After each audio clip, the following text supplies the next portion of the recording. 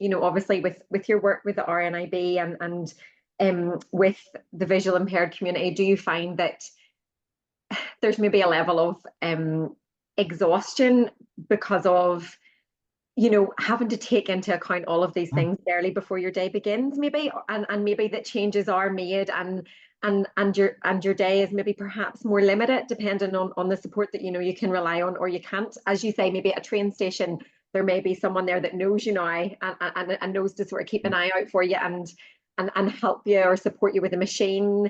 But perhaps that's maybe not the case for every area and every person.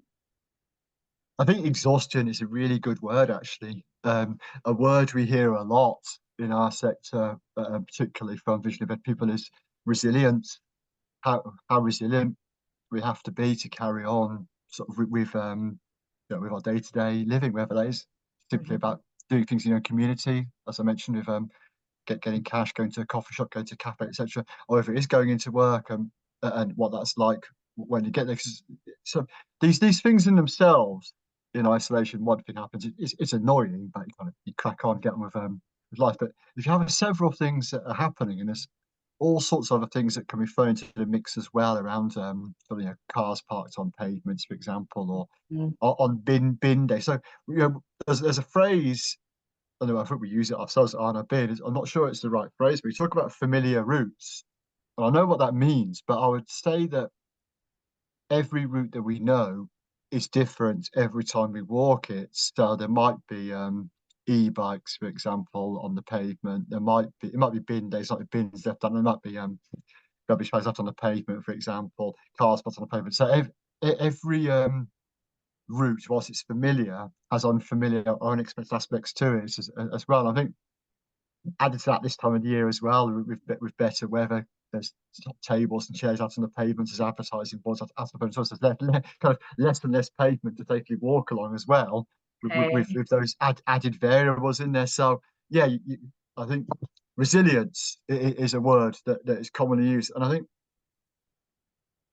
we certainly know from the service it provides through Helpline, through our Living Well with Sight Loss courses, that Mhm. understandably people sort of limit their worlds, limit their experiences because of all these challenges. Well, they go with what they know, which sadly often means only going out with somebody else, and, Mhm. then, and therefore you're limited obviously by their timetable, when they want to go, where they want to go, how long they want to Sure. go for.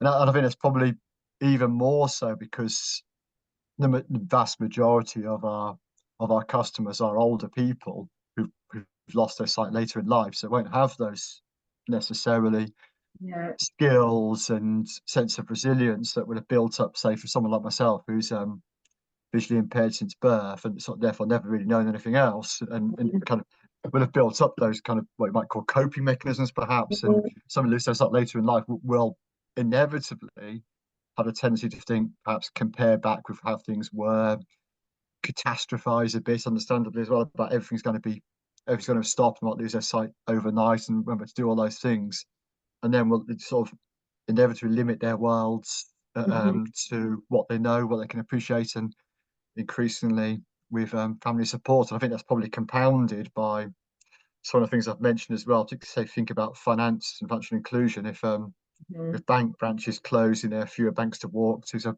older people probably prefer to do face-to-face traditional banking, maybe more than younger people who are more sort of tech savvy and tech confident. So Yes. that's Yeah. taken out, and so inevitably that they may rely on somebody else to do their financial administration, to get their money, etc., for them, which again is obviously a loss of independence, but also opens things up for all sorts of other unsavory things to perhaps happen as well.